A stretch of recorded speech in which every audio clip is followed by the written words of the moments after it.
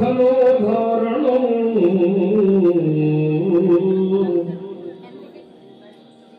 ಕಂಸಛೇದನ ಕೌರವಾದಿ ಮಥನೋ ಕುಂತಿ ಸುತ ಪಾಲನೋ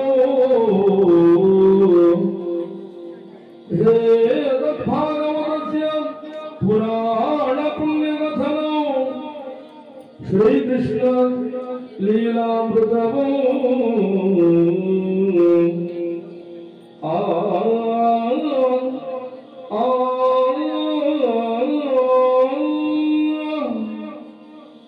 ಹರೇ ರಮಣ ಗೋವಿಂದ ನಾರಾಯಣ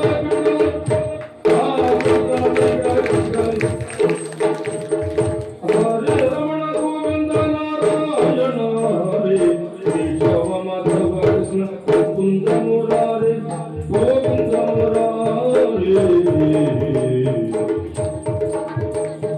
ಗೋವಿಂದ ಮುರಾರಿ ರಂಗಯ್ಯ ಮುರಾರಿ ಗೋವಿಂದ ಮುರಾರಿ ರಂಗಯ್ಯ ಮುರಾರಿ ಕೃಷ್ಣಯ್ಯ ಮುರಾರಿ ಕಾರ್ತಿಯಪ್ಪದಿಂದ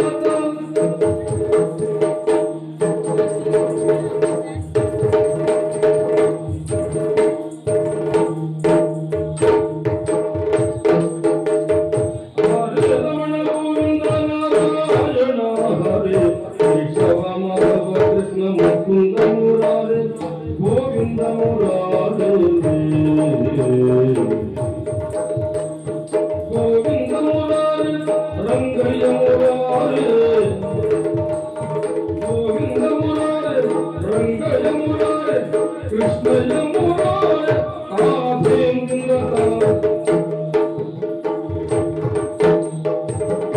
ಗಜಮುಖ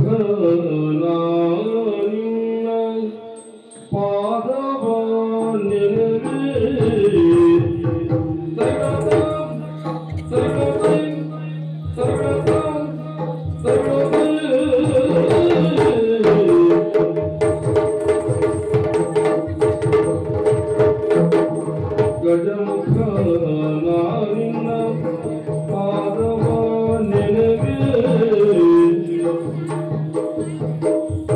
ನಿಜವಾಗಿ ಕರುಣಿಸು ವರಗಳ ಪ್ರಭುವೇ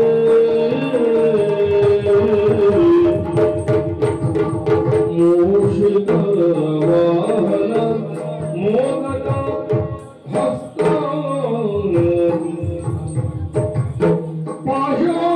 ಪಾಶಾಂಕುಶೋಧರ ಪರಮ ಪವಿತ್ರ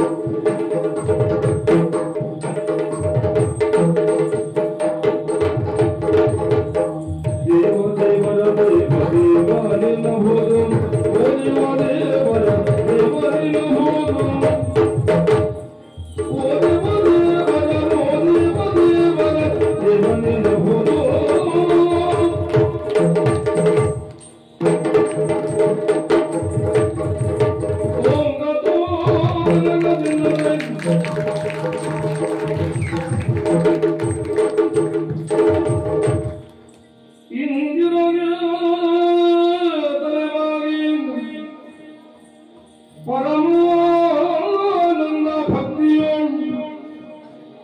ಅಜನ ಧ್ಯಾನಿಸಿ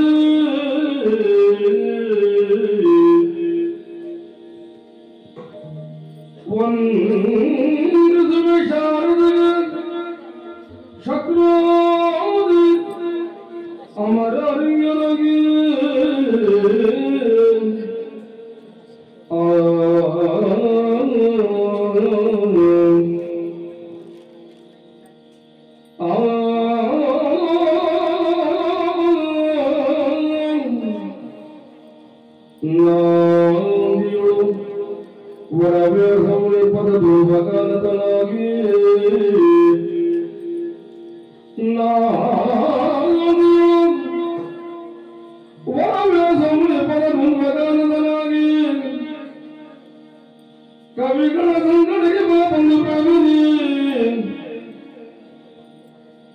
ಪಾಂಚಜನ್ಯಂಬಿ ಕಥಾಮೃತವ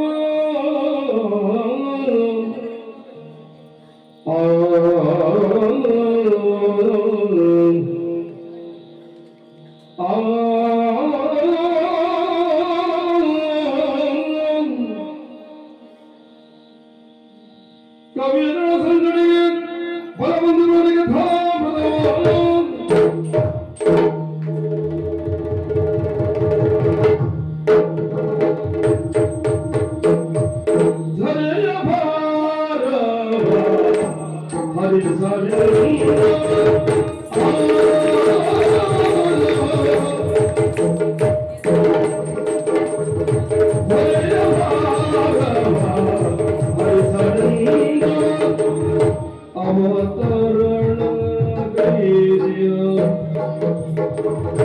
ಅವತರಣ ಗೈದಿಯ ಪರಮ ಪುರುಷನು ಅವತರಣ ಗೈದಿಯ ಪರಮ ಪುರುಷನು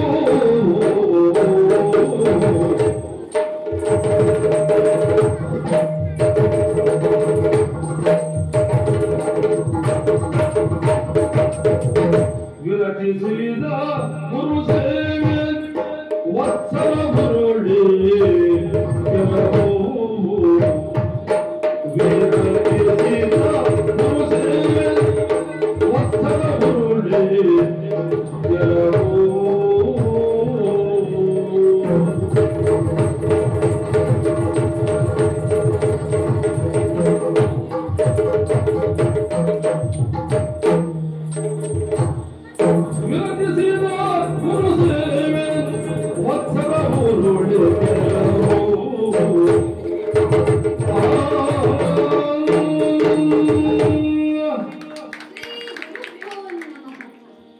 ಇದು ದ್ವಾಪರ ಇಬ್ಬಗೆಯ ನೀತಿ. ಈ ಕೃಷ್ಣನ ಜೀವನವು ಹಾಗೆ. ವಸುದೇವ ದೇವಕಿಯರ ಕಂದನಾದೆ, ನಂದ ಯಶೋಧೇರಿಗೆ ಮಗನಾದೆ. ಹುಟ್ಟಿದ್ದು ಮಥುರೆಯ ಸೆರೆಮನೆಯಲ್ಲಾದರೆ, ಬೆಳೆದದ್ದು ನಂದಗೋಕುಲದಲ್ಲಿ. ಶಿಷ್ಟ ರಕ್ಷಣೆಗಾಗಿ ದುಷ್ಟಮರ್ದನಕ್ಕಾಗಿ ಹುಟ್ಟಿದವನು ನಾನು. ಬಾಲ್ಯದಲ್ಲಿಯೇ ನಾನು ನಂದಗೋಕುಲದ ಅಂಗಳದಲ್ಲಿ ಮಾಡಿದಂತಹ ಸಾಹಸ ಒಂದೇ ಎರಡೇ. ಆ ಮೂಲಕವಾಗಿ ದುಷ್ಟರ ನಿಗ್ರಹಣ ಮಾಡಿದ ಕಾರಣ ಅದೆಷ್ಟೋ ಜನರು ನನ್ನನ್ನ ದೈವತ್ವದ ನೆಲೆಯನ್ನು ಕಂಡರು. ನಮ್ಮ ಯದು ಪರಿವಾರಕ್ಕೆ ಕಂಟಕ ಪ್ರಾಯನಾದಂತಹ ಕಂಸನನ್ನ ಕೊಂದೆ. ಸಂಬಂಧದಲ್ಲಿ ಸೋದರ ಮಾವನೇ ಆದರೂ ಕೂಡ ಆತನ ದುಷ್ಟತನವನ್ನ ನಿಗ್ರಹಣ ಮಾಡುವುದು ನನಗೆ ಅನಿವಾರ್ಯವಾಯಿತು. ನಂತರದಲ್ಲಿ ಅಜ್ಜನಾದಂತಹ ಉಗ್ರಸೇನನನ್ನ ಸೆರೆಯಿಂದ ಬಿಡಿಸಿ ಮಥುರೆಯ ಪಟ್ಟವನ್ನ ಕಟ್ಟಿದೆ. ಯಾವುದೋ ಪ್ರಚೋದನೆಗೆ ಒಳಗಾದವರಂತೆ ಇಷ್ಟೆಲ್ಲ ಕಾರ್ಯವನ್ನ ಮಾಡಿ ಮುಗಿಸಿದರೂ ನನ್ನ ಜೀವನಕ್ಕೊಂದು ಸರಿಯಾದ ನೆಲೆಯನ್ನ ಕಂಡುಕೊಳ್ಳಬೇಕು. ಇತರರಿಗೆ ಸರಿದಾರಿ ತೋರಿಸಬೇಕು ಅಂತಾದರೆ ಮೊದಲು ನಾವು ಸರಿಯಾಗಿರಬೇಕು. ಇತರರಿಗೆ ಉಪದೇಶ ಮಾಡುತ್ತೇವೆ ಅಂತಾದರೆ ಮೊದಲು ನಾವು ಉಪದೇಶಿಸಲ್ಪಟ್ಟಿರಬೇಕು. ಹಾಗಾಗಬೇಕು ಅಂತಾದರೆ ಗುರುವಿನ ಆಶೀರ್ವಾದ ಉಪದೇಶವನ್ನ ಪಡೆದವರು ನಾವಾಗಿರಬೇಕು. ಆ ನಿಟ್ಟಿನಲ್ಲಿ ಯೋಚಿಸಿದಾಗ ಯೋಗ್ಯ ಗುರುವಿನ ಸಾನ್ನಿಧ್ಯವನ್ನ ಸಾಮೀಪ್ಯವನ್ನ ಪಡೆದುಕೊಳ್ಳಬೇಕು ಎಂದು ಯೋಚಿಸಿದಾಗ ಪಾರಿಭ್ರಾಜಕ ನೆಲೆಯಲ್ಲಿರುವ ಸಾಂದೀಪನಿ ಮುನಿಗಳನ್ನ ಗುರುವಾಗಿ ಸ್ವೀಕರಿಸಿದೆ. ಅವರು ನಿಂತಲ್ಲಿ ನಿಲ್ಲುವವರಲ್ಲ. ಸೀಮಿತ ಅವಧಿಯಲ್ಲಿ ಒಂದು ಸ್ಥಳದಲ್ಲಿ ನಿಂತಾಗ ಅವರಲ್ಲಿ ವಿದ್ಯಾಭ್ಯಾಸವನ್ನ ಮಾಡಿದೆ. ಕೇವಲ 64 ದಿನಗಳಲ್ಲಿ 64 ವಿದ್ಯೆಗಳನ್ನ ಅರ್ಜಿಸಿಕೊಂಡೆ. ಹಾಗೆ ಎಂದು ನಾನು ಗುರುವಿನ ಸಾನ್ನಿಧ್ಯವನ್ನ ಸೇರಿದೆನೋ ನನ್ನ ಆಸೆಗಳೆಲ್ಲ ಈಡೇರುವಂತಹ ಕಾಲ ಸನ್ನಿಹಿತವಾಯಿತು ಎಂದೆನಿಸುತ್ತಾ ಇದೆ. ಇನ್ನು ಹೆಚ್ಚು ಕಾಲ ನಾವಿಲ್ಲಿ ಇರುವವರಲ್ಲ. ಹಾಗಾಗಿ ಇಲ್ಲಿ ಹತ್ತಿರದಲ್ಲಿರುವ ಕೆಲವು ಪ್ರದೇಶಗಳನ್ನ ನೋಡುವಂತಹ ಆಸೆ ನನಗೆ. ಕೇವಲ ನನಗೊಬ್ಬನಿಗಷ್ಟೇ ಅಲ್ಲ, ಎಂದು ನಾನು ಈ ಗುರುಮಠವನ್ನ ಸೇರಿದೆನೋ ಅಂದೇ ನನಗೊಬ್ಬ ಮಿತ್ರ ದೊರಕಿದ್ದಾನೆ. ಆದರೆ ಇಂದು ಇಷ್ಟು ಸಮಯವಾದರೂ ಬರಲಿಲ್ಲವಲ್ಲ. ಓ ಉದ್ಧವ,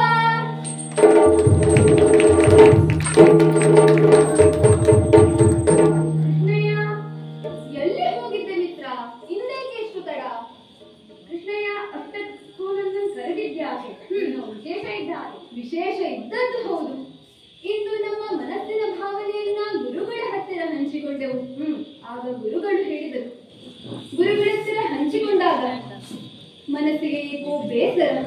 ಇದ್ದಲ್ಲಿ ಇದ್ದು ಮನಸ್ಸು ಗಟ್ಟುಗಟ್ಟಿದೆ ಎಂದಾಗ ಗುರುಗಳು ಹೇಳಿದರು, ನೀವೆಲ್ಲರೂ ಕೂಡಿಕೊಂಡು ಸಮುದ್ರ ತಟಾಕದಲ್ಲಿ ತಿರುಗಾಡಿಕೊಂಡು ಬನ್ನಿ ಎನ್ನುವ ಹಾಗೆ. ಅಷ್ಟೇ ಅಲ್ಲ, ಎಲ್ಲರೂ ಜಾಗರೂಕರಾಗಿ ಹೋಗಿ ಬನ್ನಿ ಎನ್ನುವುದಾಗಿ ಹೇಳಿದ್ದಾರೆ. ಹಾಗಾಗಿ ಇನ್ನು ತಡ ಮಾಡುವುದಲ್ಲ, ಎಲ್ಲರನ್ನ ಕೂಡಿಕೊಂಡು ಸಮುದ್ರ ತಟಾಕಕ್ಕೆ ಹೋಗಿ ಬರೋಣವೇ? ಕೃಷ್ಣಯ್ಯ, ನನಗೂ ಬಹುದಿನದಿಂದ ಆಸೆ. ಹಾಗಾಗಿ ಬೇಳೆಗಳಿರುವುದು ಬೇಡ. ಬಾ.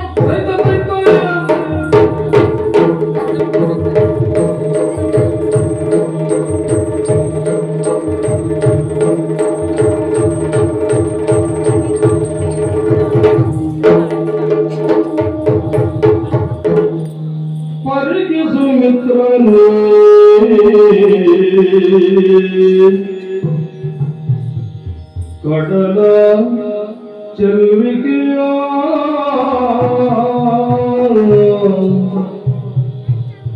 ಧರಿಸಿರಿ ಚರಣವ ತೊಳೆವ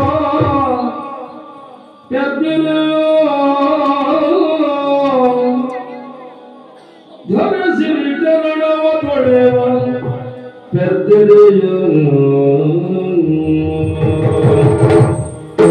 ಪರಿಗಿಸು ಮಿತ್ರನೇ ಕಡಲ ಚೆಲುವಿಕೆಯ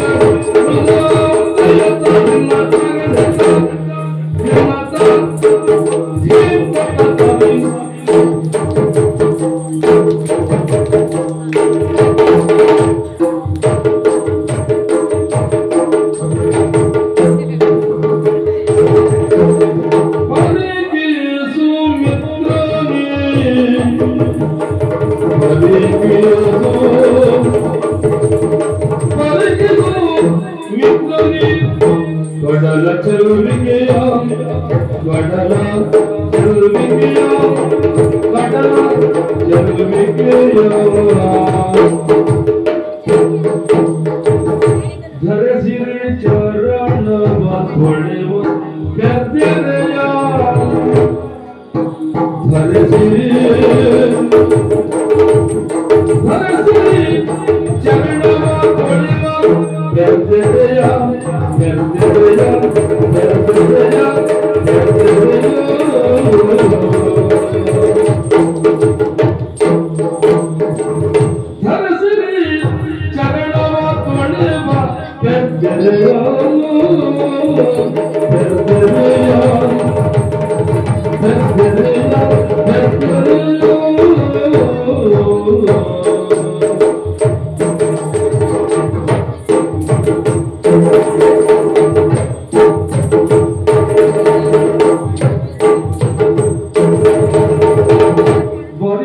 ಅಹಂಕಾರದಿ ಶ್ರೇಷ್ಠನೆಂದು ಅಹಂಕಾರದಿ ಅಹಂಕಾರದಿ ಶ್ರೇಷ್ಠ ಎಂದು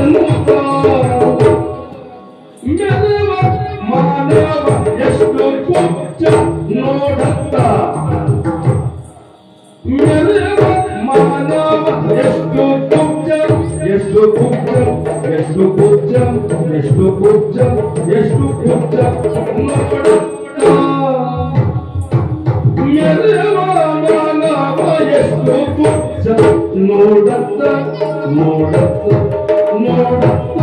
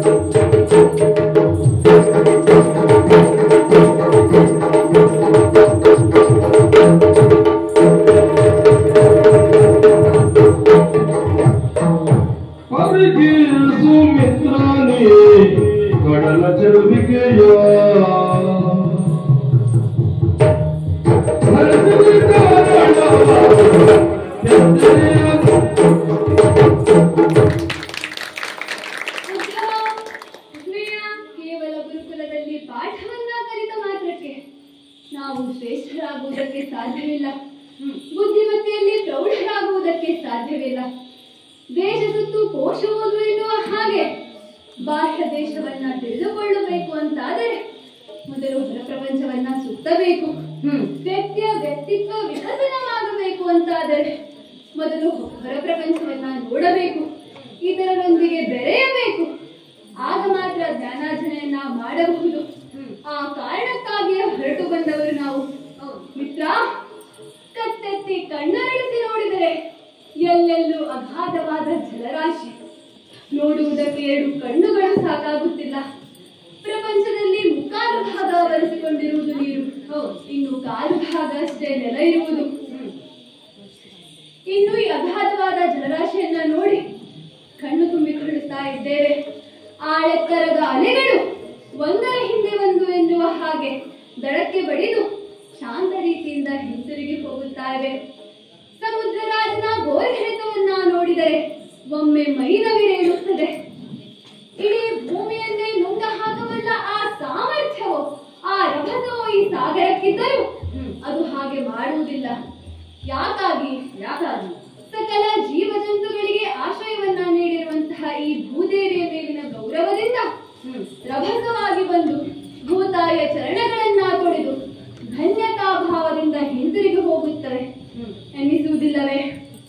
ಇದನ್ನೆಲ್ಲ ನೋಡಿದಾಗ ಏನೆನ್ನಿಸುತ್ತದೆ ಗೊತ್ತೇ? ಈ ಪ್ರಕೃತಿಯ ಹಿರಿತನದ ಎದುರಿನಲ್ಲಿ ಮಾನವನೆಷ್ಟು ಕುಬ್ಜ ಎನ್ನಿಸುವುದಿಲ್ಲವೇ? ಸಮುದ್ರ ರಾಜ ತಾನೆಷ್ಟೇ ಬಲಶಾಲಿಯಾಗಿದ್ದರೂ ಕೂಡ ಭೂದೇವಿಯ ವ್ಯಕ್ತಿತ್ವಕ್ಕೆ ಬೆಲೆ ಕೊಟ್ಟು ತನ್ನ ಕಾರ್ಯವನ್ನ ತಾನು ಮಾಡುತ್ತಾನೆ. ಇನ್ನು ಭೂತಾಯಿಯೂ ಅಷ್ಟೇ ಇಡೀ ಸಕಲ ಜೀವಜಂತುಗಳಿಗೆ, ಅದೆಷ್ಟು ಗಿಡಮರಗಳಿಗೆ ತಾನು ಆಶ್ರಯವನ್ನ ನೀಡಿದರೂ ಸಹ ಋತುಗಳಿಗೆ ಅನುಗುಣವಾಗಿ ತನ್ನ ಕಾರ್ಯವನ್ನ ತಾನು ಮಾಡುತ್ತಾಳೆ. ಆದರೆ ಮಾನವ ಮಾತ್ರ ಹಾಗಲ್ಲ. ತಾನೇ ಎಲ್ಲ, ತನ್ನಿಂದಲೇ ಎಲ್ಲ ಎಂಬ ಅಹಂಕಾರದಿಂದ ಭ್ರಮಾಲೋಕದಲ್ಲಿ ಮೆರೆಯುತ್ತಾ ಇದ್ದಾನೆ. ಇದನ್ನೆಲ್ಲ ನೋಡಿದಾಗ ಮಾನವನೆಷ್ಟು ಕುಬ್ಜ, ಕ್ಷುಲ್ಲಕ ಎನ್ನಿಸುವುದಿಲ್ಲವೇ? ಇನ್ನು ಇದನ್ನೆಲ್ಲ ನೋಡಿದಾಗ ಮನಸ್ಸಿಗೆ ಸಂತೋಷವಾಗುತ್ತಾ ಇದೆ. ಹಾಗಾಗಿ ಆದರೆ ಇದನ್ನೆಲ್ಲ ನೋಡಿದ್ದು ನಿಜ. ಮಿತ್ರ ಇಲ್ಲಿವಾ? ಅದೇನದು? ಹೌದು, ಅದೇನದು? ಅದಬಿಡು ಮತ್ತೆ ನೋಡಯ್ಯ ಚೋದ್ಯಗಳ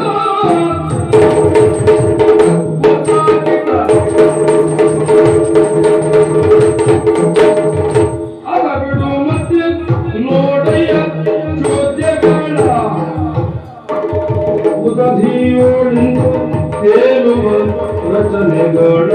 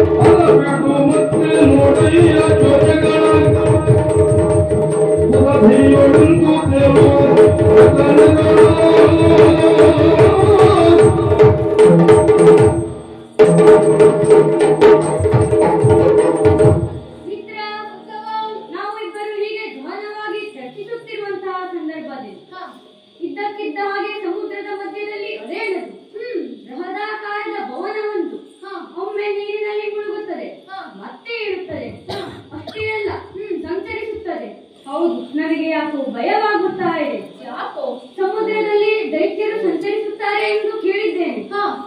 ಅವರ ಮಾಯೆಯಾಗಿರಬಹುದೇ ಅಥವಾ ಕಡಲಾಂಶವೇನಾದರೂ ಆಗಿರಬಹುದೇ? ಕಡಲಾಂಶ ಇಷ್ಟು ದೊಡ್ಡದಿರುತ್ತದೆ ಏನೋ, ಯಾರಿಗೆ ಗೊತ್ತು.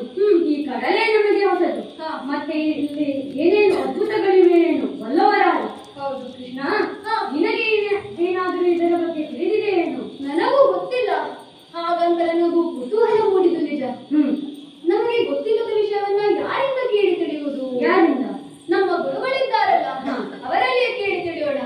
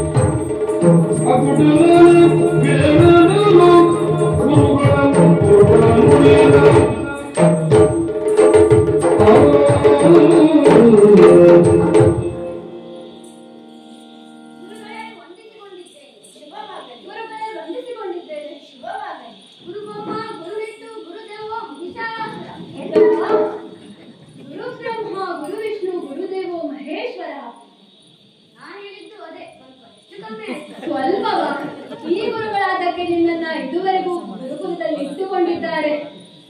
ಕೃಷ್ಣ, ಇನ್ನ ಹಾಗಲ್ಲ. ನಾನು ಗುರುಗಳ ಅಚ್ಚುಮೆಚ್ಚಿನ ಶಿಷ್ಯ. ಓಹೋ, ಹಾಗಾಗಿ ಅವರು ನನ್ನನ್ನ ಒಂದೊಂದು ತರಗತಿಯಲ್ಲಿ 4 ವರ್ಷಕ್ಕುಳ್ಳಲ್ಲಿ ಇಲ್ಲೇ ಇರುವಂತೆ ನೋಡಿಕೊಂಡಿದ್ದಾರೆ. ಹೌದೌದು. ಇಲ್ಲವಾದರೆ ಇವರನ್ನ ಮಹಿಷಾಸುರ ಅಂತ ಕರೆಯುವರು ಯಾರು ಇರುವುದಿಲ್ಲ ನೋಡುವಂತೆ. ಹೋಗಲಿ ಗುರುವರ್ಯ. ಕೃಷ್ಣ, ತಮ್ಮ ಕರಕಮಲ ಸಂಚಾರರಾಗಿ ವಿದ್ಯಾಭ್ಯಾಸವನ್ನ ಮಾಡುತ್ತಾ ಇದ್ದವರು ನಾವು. ಇದುವರೆಗೂ ನಿಮ್ಮನ್ನ ನೋಡುತ್ತಾ ಬಂದವರು ನಾವು.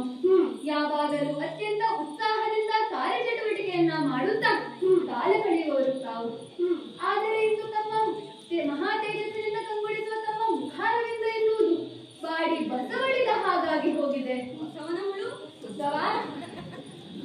ಯಾವುದೋ ಚಿಂತೆ ನಿಮ್ಮನ್ನ ಕಾಡುತ್ತಾ ಇದೆ. ಯಾವ ಚಿಂತೆ ಉಳಿಯುತ್ತಾ ಇದೆ? ಜ್ಞಾನದ ಬೆಳಕನ್ನ ಸೂಸುವ ತಮ್ಮ ಕಣ್ಣುಗಳಲ್ಲಿ ಅಂಧಕಾರದ ಛಾಯೆ ಎದ್ದು ಕಾಣುತ್ತಾ ಇದೆ. ಕಿಡಿ ಸೂಸುವ ಕಣ್ಣುಗಳಿಗೆ ಅಂಧತ್ವ ಬಂತೆ. ಮುಚ್ಚಬಾಯಿಗೆ. ನಿಮ್ಮ ಚಿಂತೆ ಏನು ಎನ್ನುವುದು ನಮ್ಮ ಅರಿವಿಗೆ ಬರುತ್ತಾ ಇಲ್ಲ. ಗುರುವರ್ಯ, ಕೃಷ್ಣ ಇಂದು ಸಮುದ್ರದ ತಟಾಕದಲ್ಲಿ ತಿರುಗಾಟಕ್ಕೆ ಹೋದಂತಹ ಸಂದರ್ಭದಲ್ಲಿ ಸಮುದ್ರದಲ್ಲಿ ಸದನದಂತೆ ತೋರುವ ಬೃಹದಾಕಾರದ ವಸ್ತುವೊಂದು ತೇಲುತ್ತಾ ಮುಳುಗುತ್ತಾ ಸಂಚರಿಸುತ್ತಾ ಇರುವುದನ್ನ ಕಂಡೆವು. ಅದು ಏನು ಎನ್ನುವುದು ನಮ್ಮ ಅರಿವಿಗೆ ಬರಲಿಲ್ಲ. ಅಂತಹ ದೃಶ್ಯವನ್ನ ನಾವು ಇದುವರೆಗೆ ಕಂಡವರೇ ಅಲ್ಲ. ಹಾಗಾಗಿ ಆ ಕುರಿತಾಗಿ ತಮ್ಮಲ್ಲಿ ಕೇಳಿದರೆ ವಿಷಯ ಸ್ಪಷ್ಟವಾಗುತ್ತದೆ ಎಂಬ ಕಾರಣಕ್ಕಾಗಿ ಬಂದವರು ನಾವು. ನಮಗೆ ಗೊತ್ತಿಲ್ಲದ ವಿಷಯ ಬಗ್ಗೆ ತಿಳುವಳಿಕೆ ನೀಡಬೇಕು. ಹಾಗೆ ನಿಮ್ಮ ಚಿಂತೆಗೆ ಕಾರಣ ಏನೆಂಬುದನ್ನು ಅರುಹಬೇಕು ಎಂದು ಪ್ರಾರ್ಥಿಸುತ್ತೇನೆ ಗುರುದೇವ. ಸಾರಸಾಕ್ಷನೆ ನೋಡು ನಾವೇ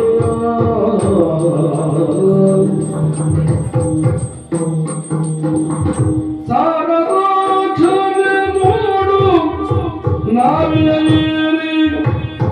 ಬರುತ್ತೀಯ ದಾನವರ ಪರಿಚೆ ನಾವಿಯ ಏನೇ ಬರುತ್ತೀಯ ದಾನವರ ಪರಿಚೆ ಪರಿವಾರಗಳ ಮಮ ಚಿಂತೆಗದುವೆ ಕಾರಣಗಳು ಮಮ ಚಿಂತೆಗದುವೆ ಕಾರಣಗಳು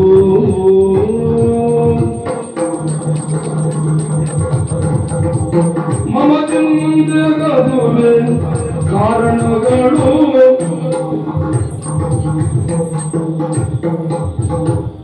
ಕೃಷ್ಣ ಗುರುದೇವ ನನ್ನ ಮುಖವನ್ನ ನೋಡುತ್ತಲೇ ನನ್ನ ಮನದ ಕ್ಲೇಶಗಳನ್ನ ಅರ್ಥೈಸಿಕೊಳ್ಳುವಂತ ಆ ಸೂಕ್ಷ್ಮತೆ ನಿನ್ನಲ್ಲಿ ಇದೆ ಎಂಬುದನ್ನ ಬಲ್ಲೆ. ಈ ವಿಷಯಕ್ಕೆ ಈ ದುಃಖದಲ್ಲೂ ನನಗೆ ಸಂತೋಷವಾಗುತ್ತಾ ಇದೆ. ನನ್ನ ಚಿಂತೆಗೆ ಕಾರಣ ಏನು ಎನ್ನುವುದಾಗಿ ಕೇಳುತ್ತಾ ಇರುವೆ. ನಾವಿರುವಂತಹ ಸ್ಥಳವಿದು ಪ್ರವಾಸ ಕ್ಷೇತ್ರ. ಇಲ್ಲಿಗೆ ಹತ್ತಿರವಿರುವ ಸ್ಥಳವಾದಂತಹ ಕುಶಸ್ಥಲಿಯನ್ನ ದೈವತಕನಿಂದ ದಾನವರು ಕಸಿದುಕೊಂಡು ಅದನ್ನ ತಮ್ಮ ವಶ ಮಾಡಿಕೊಂಡು ಅಲ್ಲಿಯೇ ವಾಸವಾಗಿದ್ದಾರೆ. ಎಷ್ಟೆಂದರೂ ದಾನವರು ಆಗಾಗ ಈ ಪ್ರವಾಸ ಕ್ಷೇತ್ರಕ್ಕೆ ಅವರು ಬರುವುದು, ಮಕ್ಕಳನ್ನ ಕದ್ದೊಯ್ಯುವುದು, ಮನುಷ್ಯರನ್ನ ಹಿಂಸಿಸುವುದು ಇಲ್ಲಿ ನಿರಂತರವಾಗಿ ನಡೆಯುತ್ತಾ ಬಂದಿದೆ. ಮಕ್ಕಳನ್ನ ಕದಿಯುವವರು ಹೌದು, ನಾನು ಬದುಕಿಕೊಂಡೆ. ಯಾಕೆ? ನಾನು ಮಕ್ಕಳ ಕಾಣುವುದೇ ಇಲ್ಲ, ದೊಡ್ಡವನಾಗಿದ್ದೇನೆ. ಆದರೆ ಕೃಷ್ಣ, ನಿನಗೆ ಕಷ್ಟ ಉಂಟು. ಯಾಕೋ? ನೀನು ಎಷ್ಟೇ ದೊಡ್ಡವನಾದರೂ ಸಣ್ಣ ಮಕ್ಕಳಾಗಿ ಕಾಣುತ್ತೀಯ. ಹೋಗಿ ಒಂದು ಬೀಜೆಯನ್ನಾದರೂ ಹಚ್ಚಿಕೊಂಡು ಬಾರ. ಕೃಷ್ಣ, ಸಮುದ್ರದಲ್ಲಿ ಅದ್ಭುತವಾದ ಸದನವೊಂದು ತೇಲಿ ಬರುತ್ತದೆ ಎಂದೇ ಅಲ್ಲ, ಅದೇ ನನ್ನ ದುಃಖಕ್ಕೆ ಮೂಲ. ಅದು ಸದನವಲ್ಲ, ನಾವೇ ಹಡಗು, ಸಮುದ್ರದಲ್ಲಿಯೇ ಸಂಚರಿಸಬಲ್ಲ ವಾಹನವದು. ಅದರಲ್ಲಿಯೇ ಆ ರಕ್ಕಸರು ಸಂಚರಿಸುತ್ತಾರೆ. ಹಾಗಾಗಿ ಆ ನಾವೆಯನ್ನ ಕಂಡರೆ ನನಗೆ ಭಯ, ದುಗುಡ. ಯಾಕೆ ಗೊತ್ತೇ? ಯಾಕೆ? ಕೃಷ್ಣ, ನೀನು ಕೆಲವೇ ದಿನಗಳ ಹಿಂದೆಯಷ್ಟೇ ಇಲ್ಲಿಗೆ ಬಂದವನು. ಹಾಗಾಗಿ ನಿನಗೆ ಅದೆಷ್ಟೋ ವಿಷಯಗಳು ಗೊತ್ತಿಲ್ಲ. ಸಮುದ್ರದ ಆ ನಾವೆಯನ್ನ ಕಂಡರೆ ನನಗೆ ಭಯವಾಗುವುದಕ್ಕೆ, ದುಃಖವಾಗುವುದಕ್ಕೆ ಬಲವಾದ ಕಾರಣ ಉಂಟು. ಈಗ ಒಂದು ವತ್ಸರದ ಹಿಂದೆ ಇದೇ ದಿವಸ, ಅಂದರೆ ಅಮಾವಾಸ್ಯೆಯ ದಿನ, ಕಡಲ್ಗಳ್ಳನಾದ ಪಂಚಜನ ಎಂಬ ದೈತ್ಯನು ಪ್ರವಾಸ ತೀರ್ಥಕ್ಕೆ ಅಭ್ಯಂಜನಕ್ಕೆಂದು ಹೋದ ನನ್ನ ಒಬ್ಬನೇ ಒಬ್ಬ ಮಗ ಪುನರ್ದತ್ತನನ್ನ ಕದ್ದೊಯ್ದು ಬಿಟ್ಟನು. ಮಗನನ್ನ ಕಳೆದುಕೊಂಡ ಆ ದುಃಖವನ್ನ ಮರೆಯುವುದಕ್ಕೆ ವಿಶಲನಾಗುತ್ತಾ ಇದ್ದೇನೆ. ಪುತ್ರ ಶೋಕಂ ನಿರಂತರಂ ಎನ್ನುವ ಹಾಗೆ ನಿಮ್ಮನ್ನೆಲ್ಲ ನೋಡುತ್ತಾ ಆತನನ್ನ ಮರೆಯುವುದಕ್ಕೆ ಸಾಧ್ಯವಾಗುತ್ತಾ ಇಲ್ಲ ಮಕ್ಕಳೇ. ಹಾಗೆ ಹೋದ ನನ್ನ ಮಗ ಇದುವರೆಗೂ ಮರಳಿ ಬರಲಿಲ್ಲ. ಆತ ಏನಾದನೋ ಎನ್ನುವ ಚಿಂತೆ ನನ್ನನ್ನ ಕಾಡುತ್ತಾ ಇದೆ. ಮನಸ್ಸಿನ ಮೂಲೆಯಲ್ಲಿ ಒಂದು ಆಶಾ ಕಿರಣ. ನನ್ನ ಮಗ ಈಗಲೂ ಜೀವಂತವಾಗಿಯೇ ಇದ್ದಾನೆ. ಆತನನ್ನ ಮರಳಿ ಪಡೆಯುವುದು ಹೇಗೆ? ಇದೆಲ್ಲ ನನ್ನ ಕಲ್ಪನೆಯಷ್ಟೇ. ಆತ ಬದುಕಿದ್ದಾನೆಯೋ ಇಲ್ಲವೋ ಎನ್ನುವ ಯಾವುದೇ ವಿಚಾರವನ್ನ ನಾನರಿಯೆ ಕೃಷ್ಣ. ಪುತ್ರ ವಿರಹದ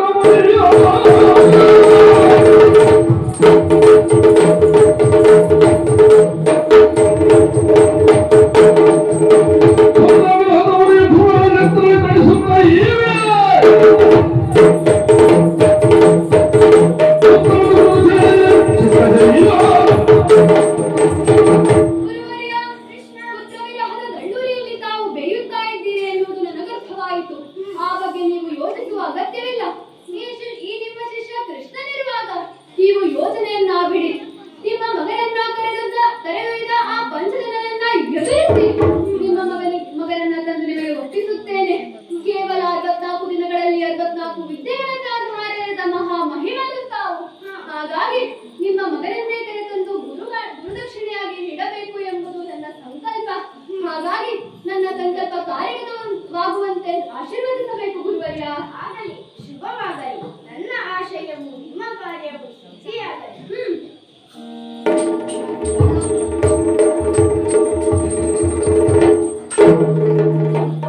ಮಿತ್ರ, ಗುರುಗಳಾಡಿದ ಮಾತನ್ನ ಕೇಳಿದೆ ಅಲ್ಲ?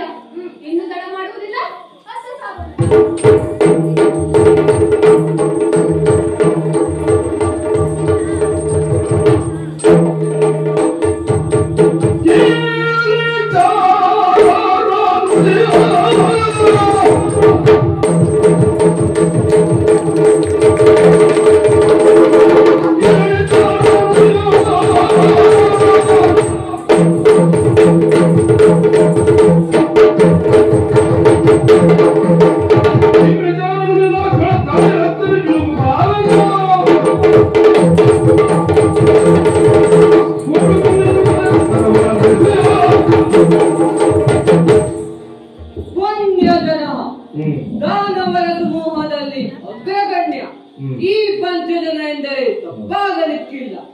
ಪ್ರಸ್ತುತ ನಾವಿರುವುದು ಇಲ್ಲಿಯೇ ಆದರೂ ನಮ್ಮ ನೆಲ ಎನ್ನುವುದು ಶೋಣಿತಾಪುರ ಪಟ್ಟಣದಲ್ಲಿ ಆದಿದೈತ್ಯರ ಎಂದು ಕರೆಸಿಕೊಂಡಂತಹ ಆ ಹಿರಣ್ಯಾಕ್ಷ ಮತ್ತು ಹಿರಣ್ಯಕಶ್ಯಪು, ಆ ಹಿರಣ್ಯಕಶ್ಯಪುವಿನ ಇವರು ಮಕ್ಕಳಲ್ಲಿ ಸೌಲಾದನ ಮಗ ನಾನು. ಪಂಚಜನ ಎನ್ನುವುದು ನನ್ನ ನಾಮಧೇಯ. ಆದರೆ ಏನು ಮಾಡೋಣ, ಆ ಶ್ರೀಮನ್ನಾರಾಯಣ ನರಸಿಂಹಾವತಾರವನ್ನ ಹೊತ್ತು ಹಿರಣ್ಯಕಶಿಪುವನ್ನ ಕೊಂದುಕೊಳ್ಳದಂತಹ ಸಂದರ್ಭದಲ್ಲಿ ನಾವು ಆ ಶೋಣಿತವನ್ನ ಬರುವಂತಹ ಗಳಿಗೆ ಒದಗಿ ಬಂತು. ಆಗ ಅರಸಿ ಬಂದದ್ದು ಸಮುದ್ರ ಮಧ್ಯದಲ್ಲಿರುವ ಶಸ್ತಲಿಯಲ್ಲಿ. ಇಲ್ಲೇ ಆಳ್ವಿಕೆ ಮಾಡಿಕೊಂಡಿದ್ದಂತ ಯುವಕನನ್ನು ಬಡಿದು ಓಡಿಸಿ ಈ ಶಸ್ತಲಿಯನ್ನು ಆಳ್ವಿಕೆಗೆ ಮಾರ್ಪಡಿಸಿಕೊಂಡಿದ್ದೇವೆ. ಆದರೆ ಇಲ್ಲೇ ಮಾತ್ರ ಸಿಕ್ಕರೆ ಸಾಕೆ, ಬದುಕುವುದಕ್ಕೆ ಆಹಾರ ಸಂಗ್ರಹ, ಧನ ಸಂಗ್ರಹ ಮಾಡಬೇಕಲ್ಲವೇ. ಹಾಗಾಗಿ ಸಮುದ್ರದಲ್ಲಿ ಹಡಗಿನಲ್ಲಿ ಸಂಚರಿಸುವವರ ಮೇಲೆ ದಾಳಿಗೈದು ಅವರಲ್ಲಿರುವ ಚಿನ್ನ, ರತ್ನ, ವಜ್ರ, ವೈಡೂರ್ಯಗಳನ್ನ ದೋಚಿಕೊಳ್ಳುವುದು. ಇದರಿಂದಲೇ ನಮ್ಮವರೆಲ್ಲರೂ ಬದುಕಲು ದಾರಿಯಾಗಿದೆ. ಹಾಗಾಗಿ ನಮ್ಮವರೆಲ್ಲರೂ ನನ್ನನ್ನು ಪುಣ್ಯ ಜನ ಸಂದೋಹ ಎನ್ನುವುದಾಗಿ ಕರೆಯುತ್ತಾರೆ. ಅಷ್ಟೇ ಅಲ್ಲ, ನಾವು ಮಕ್ಕಳನ್ನು ಕದಿಯುತ್ತೇವೆ. ಮಕ್ಕಳ ಕಳ್ಳರು ಹೌದು ನಾವು. ಹಾಗೆ ಕದ್ದು ತಂದ ಮಕ್ಕಳಲ್ಲಿ ಕೆಲವರನ್ನ ತಿಂದು ಮುಗಿಸುತ್ತೇವೆ, ಇನ್ನು ಕೆಲವರನ್ನ ಮಾರಿ ಧನ ಸಂಪಾದನೆ ಮಾಡುತ್ತೇವೆ. ಹಾಗಾಗಿ ಅತ್ಯಂತ ಸಮೃದ್ಧಿಯ, ಅತ್ಯಂತ ಶ್ರೀಮಂತಿಕೆಯ ಬದುಕು ನಮ್ಮದಾಗಿದೆ. ಎಂದಿನಂತೆ ಇಂದೂ ಕೂಡ ನಾವೆಯನ್ನ ಪ್ರಭಾಸ ತೀರ್ಥದ ಸಮೀಪ ಬಂದಂತ ಕ್ಷಣದಲ್ಲಿ ಚಾರರು ಬಂದು ನುಡಿದದ್ದೇನು, ಇವರು ಮಾನವ ಬಾಲಕರು ಧನುಷರಗಳನ್ನ ಧರಿಸಿ ನನ್ನೊಡನೆ ಯುದ್ಧಕ್ಕಾಗಿ ಬರುತ್ತಿದ್ದಾರಂತೆ. ಆ ಹುಡುಗರ ಧೈರ್ಯವೇನೆಂಬುದನ್ನ ನೋಡಬೇಕಾಯಿತು. ತಡ ಮಾಡುವುದಿಲ್ಲ, ಅತ್ತ ತರುತ್ತೇವೆ.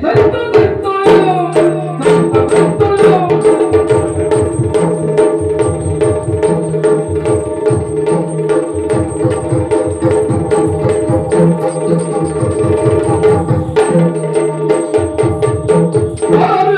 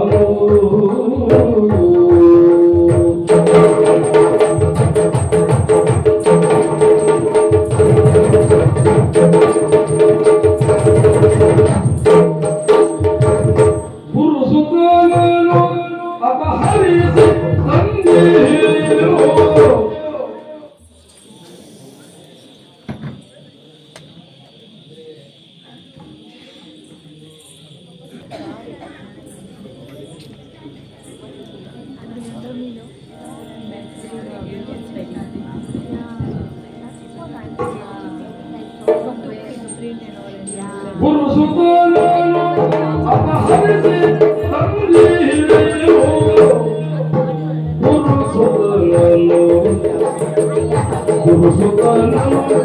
ಅಪಹರಿಸಿ ತಂದೀರೇನೋ ಭರತ ಒಪ್ಪಿಸು ಎನಗೆ ಭರತ ಒಪ್ಪಿಸು ಎನಗೆ ಗುರು ಸುತನನ್ನು ಅಪಹರಿಸಿ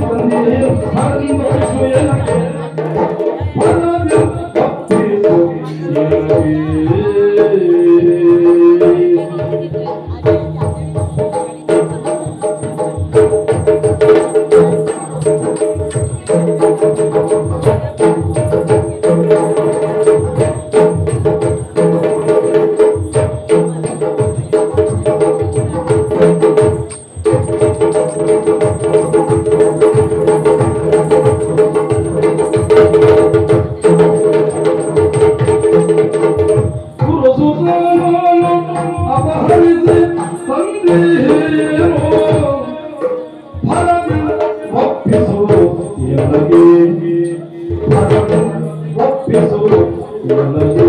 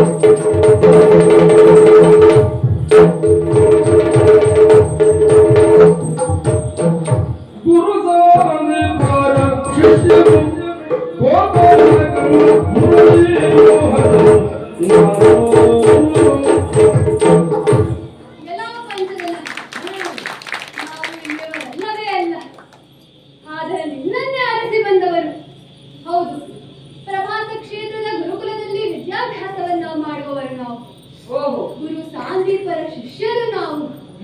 ವಸುದೇವ ದೇವಕಿಯ ಕಂದ ನಾನು.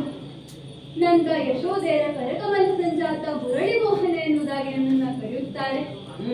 ನಂದ ಕಂದ ಮುಕುಂದ ಗೋವಿಂದ ಮಾಧವ ದೇವಕಿ ನಂದರಂತೆಲ್ಲ ಕರೆಯುವುದುಂಟು. ಹೆಚ್ಚಿನವರು ಕೃಷ್ಣ ಎಂದಲೇ ಕರೆಯುತ್ತಾರೆ. ನಿನ್ನ ಬಣ್ಣಕ್ಕೆ ಸರಿಯಾದ ಹೆಸರು. ಬಣ್ಣವನ್ನ ನೋಡಿ ಯಾರನ್ನ ಆಳೆಯೋದಕ್ಕೆ ಸಾಧ್ಯವಿಲ್ಲ.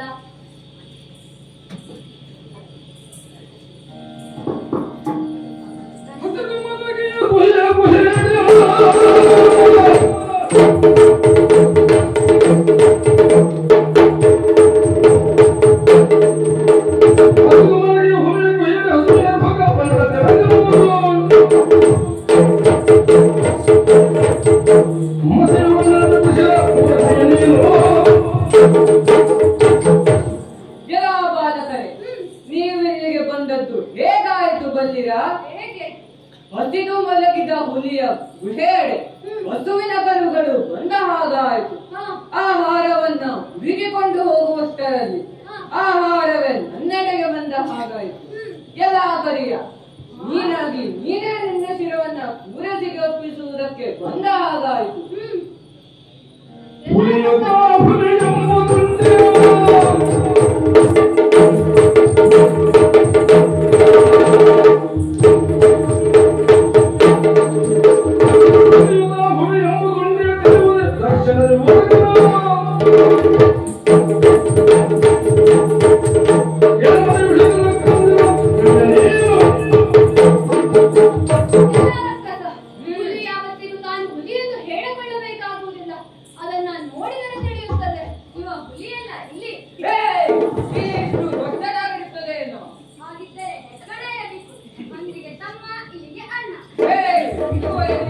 ಮಾತಾಡಲು ಬಿಟ್ಟಿದ್ದೆ ತಪ್ಪಾಯಿತು.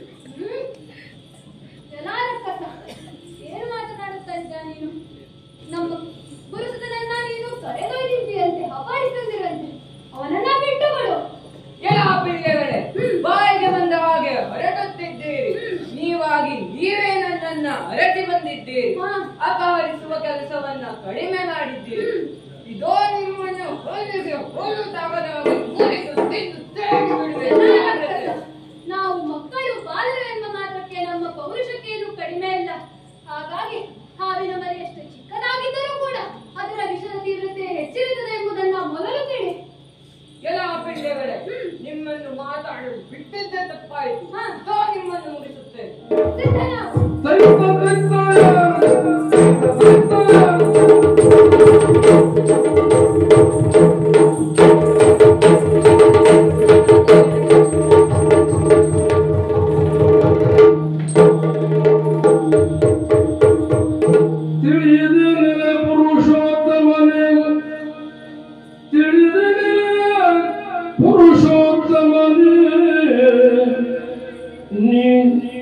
ಇಳೆಯ ಭಾರವ ಇಳುಹ ಬಂದಿಹೆ,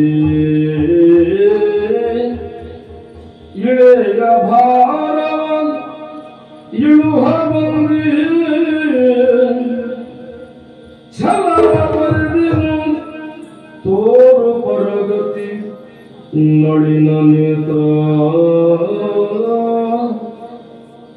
ಛಲವ ತೊರೆದಿನು ತೋರು ಪರಗತಿ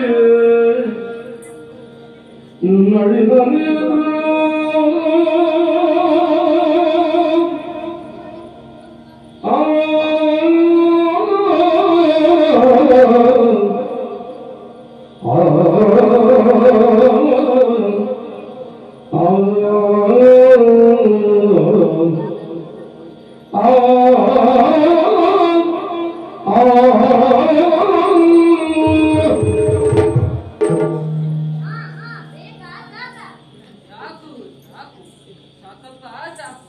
ಯಾಕೆ ಬಲ್ಲೆ? ಯಾಕೆ ನೀನು ಸಾಮಾನ್ಯ ಹುಡುಗ ಎಂಬ ನೆಲೆಯಲ್ಲಿ ನಿನ್ನ ಮೇಲೆ ನನ್ನ ಕರವಾಲವನ್ನು ಎತ್ತುವುದಕ್ಕೆ ಮುಂದಾದೆ. ಮರುಕ್ಷಣವೇ ನೀನು ನನ್ನ ಕರವಾಲವನ್ನು ಕಸಿದುಕೊಂಡೆ. ನಿನ್ನ ಮುಷ್ಟಿಯ ಬಲವಾದ ಆಘಾತ ನನ್ನ ಮೇಲಾದ ಮರುಕ್ಷಣವೇ ನನ್ನಲ್ಲಿರುವ ಅಹಂಕಾರವೆನ್ನುವುದು ದೂರವಾಗುತ್ತಾ ಇದೆ. ಇದುವರೆಗೂ ನಿನ್ನನ್ನು ನಾನು ಬಾಹ್ಯಚಕ್ಷುವಿನಿಂದ ಮಾತ್ರ ನೋಡಿದೆ. ಆದರೆ ಅಂತಶ್ಚಕ್ಷುವಿನಿಂದ ನೋಡಿದಾಗ ನೀನು ಯಾರು, ನಿನ್ನ ಮಹತ್ವ ಏನು ಎನ್ನುವುದರ ಸ್ಪಷ್ಟ ನಿದರ್ಶನ ನನಗಾಗುತ್ತಾ ಇದೆ. ಹಾ ಓ ಲಕ್ಷ್ಮೀಕಾಂತ, ಓ ರಮಾರಮಣ, ಲೋಕದ ಆಧಾರ ಮೂರ್ತಿ, ಈ ಧರೆಯಲ್ಲಿ ರಕ್ಕಸರಿಂದ ಭೂಭಾರ ಹೆಚ್ಚಿದಾಗ ಆ ಭೂಭಾರವನ್ನ ಕಳೆಯುವುದಕ್ಕಾಗಿ ಅನೇಕ ಅವತಾರಗಳನ್ನೆತ್ತಿದ್ದಂತಹ ಮಹಾಪುರುಷ ನೀನು ಎನ್ನುವುದು ಈಗ ನನಗರ್ಥವಾಗುತ್ತಾರೆ. ಹಾ ನೀನಾಗಿ ನೀನೇ ಇಲ್ಲಿಯವರೆಗೆ ಬಂದ ಮೇಲೆ ಎನ್ನುವುದು ಈಗ ಇಲ್ಲ. ಯಾಕೆ ಬಂದೆಯ? ಯಾಕೆ? ಈ ಲೋಕಕ್ಕೆ ನಮ್ಮನ್ನೆಲ್ಲ ತಂದ ತಂದೆ ನೀನು ಎನ್ನುವುದು ಈಗ ಈ ಮಂದಮತಿಗೆ ಅರ್ಥವಾಗುತ್ತಾರೆ. ಹಾ ನಾನು ಮಾಡಿದ್ದೆಲ್ಲವೂ ಕ್ಷಮ್ಯ ಅಪರಾಧ ಎನ್ನುವುದನ್ನ ನಾನು ತಿಳಿದಿದ್ದೇನೆ. ಇದೋ ನಾನು ಮಾಡಿದ್ದೆಲ್ಲ ಅಪರಾಧಗಳನ್ನ ನಿನ್ನ ಪರತಲದಲ್ಲಿಯೇ ಅರ್ಪಿಸುತ್ತಾ ಇದ್ದೇನೆ. ಹಾ ನಾನು ಮಾಡಿದ್ದೆಲ್ಲೂ ದುಷ್ಟ ಕಾರ್ಯ, ಆದರೆ ನಾನು ಕೇಳಿಕೊಳ್ಳುವುದು ಅಷ್ಟೇನೂ ಅಲ್ಲ. ಹಾ ಲೋಕದ ತಂದೆ ಆದಂತ ನಿನ್ನ ಪದತಲದಲ್ಲಿ ನನಗೆ ಸಾಯುಜ್ಯವನ್ನು ಸಮರ್ಪಿಸು ತಂದೆ, ಸಮರ್ಪಿಸು. ಪಂಚರನ ದೇವ, ಅಷ್ಟು ಸುಲಭ ಸಾಧ್ಯವಲ್ಲ. ಮಾಡಿದ ತಪ್ಪನ್ನ ಒಪ್ಪಿಕೊಂಡರೆ ಸಾಲದು, ಅದನ್ನ ತಿದ್ದಿಕೊಳ್ಳಬೇಕು. ಹೇಗೆ? ಮೊದಲು ಪುನರ್ದತ್ತನನ್ನ ತಂದು ನಮಗೆ ಒಪ್ಪಿಸು, ಆಮೇಲೆ ನಿನ್ನ ಬಗ್ಗೆ ಯೋಚಿಸೋಣ. ಅವನನ್ನ ಮೊದಲು ಒಪ್ಪಿಸು, ಆಮೇಲೆ ನಿನಗೇನು ಬೇಕೋ ಅವರನ್ನ ಇವ ಕೊಡುತ್ತಾನೆ. ಭಗವಂತ, ಪಂಚರನ ಕಳೆದ ಇಲ್ಲಮಾವಾಸ್ಯೆ ದಿನ ನಾನು ಪುನರ್ದತ್ತನನ್ನು ಕದ್ದುಕೊಂಡು ತಂದದ್ದು ನಿಜ, ಆದರೆ ಆತ ಈಗಿಲ್ಲ. ಅಂದರೆ ಅವನನ್ನ ಕೊಂದುಕೊಳ್ಳಲೆಯಾ? ಇಲ್ಲ, ಬದಲಾಗಿ ಹಣದ ಆಸೆಗಾಗಿ ವೈವಸ್ವತ ಪಟ್ಟಣದ ಅಧಿಕಾರಿಣಿಯಾದ ಮೃತ್ಯುಮಾಲಿನಿಗೆ ಮಾರಾಟ ಮಾಡಿಬಿಟ್ಟೆ. ಹಾಗಿದ್ದರೆ ಮೃತ್ಯುಮಾಲಿನಿಂದ ಪಡೆದ ಹಣವನ್ನ ಅವಳಿಗೆ ಮರಳಿ ಒಪ್ಪಿಸಿ ಪುನರ್ದತ್ತನನ್ನ ತಂದು ನಮಗೆ ಒಪ್ಪಿಸು. ದೇವರೇ, ಪಂಚರನ ನಮಗೂ ಒಂದು